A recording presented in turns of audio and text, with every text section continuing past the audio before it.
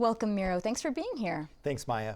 So the coronavirus outbreak in China, it's still affecting global business, including one of the world's biggest companies. Tell us how the coronavirus is affecting Apple. You know, Apple announced this week that their second quarter revenues are going to be severely impacted because of China. They gave a big range of, from 63 to 67 billion dollars, which is very unusual for a company that can forecast down to the dollar. These factories have been closed for weeks. They've closed all the Apple iStores. It's amazing how reliant Apple is on Chinese consumers.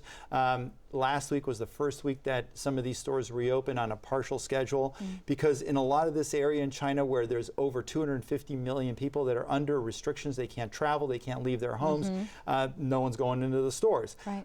So Apple is in a tough position as a company. Now, what's interesting about this is that investors, even though it seems challenging and it's going to challenge companies like General Motors as well, the market really didn't react very negatively to it. The stock has been down about 4% since last Friday.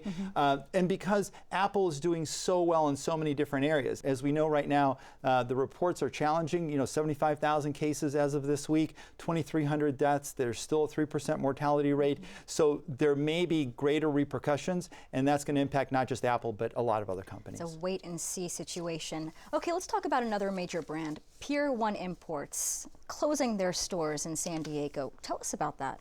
Yeah, Pierone declared bankruptcy this week. This is part of this whole retail apocalypse that we've been discussing numerous times. But they're going to close 450 out of 500 stores, 90% of their stores nationwide. They've been closing stores for the last couple of years, almost 400 of them.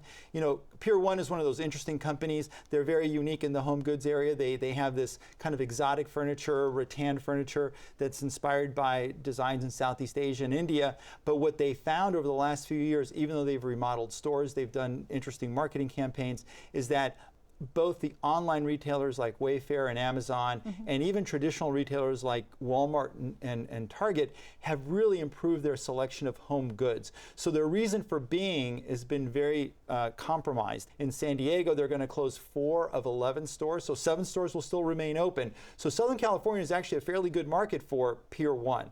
But the scary thing about this whole retail apocalypse is that since the beginning of the year, over 1,000 stores have closed down. Last year, 9,300 closed down. That's at a rate of about 750, 800 a month.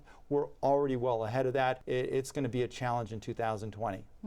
And some interesting and some exciting news for some coming out of one of the top universities in California, USC, which is actually where you went to school.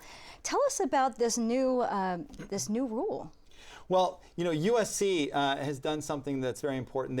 They've eliminated tuition requirements for families earning $80,000 or less. So they're targeting really that low and middle income student that really would love the opportunity to attend USC, and it just removes the financial obligation from them. USC's tuition, as we know, is very high, $57,000 a year, and if you want to just go for room and board, you're pushing $80,000.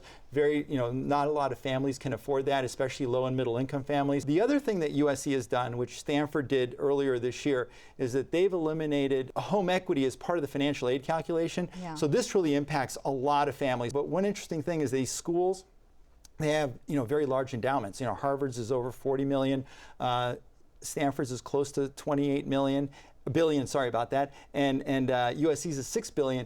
If you just got a 5% return on USC's endowment of 6 billion, you can give free tuition to every incoming freshman for the fall 2020 year. Some really interesting stuff there. Well, thank you so much, Miro Copic from Bottom Line Marketing and SDSU.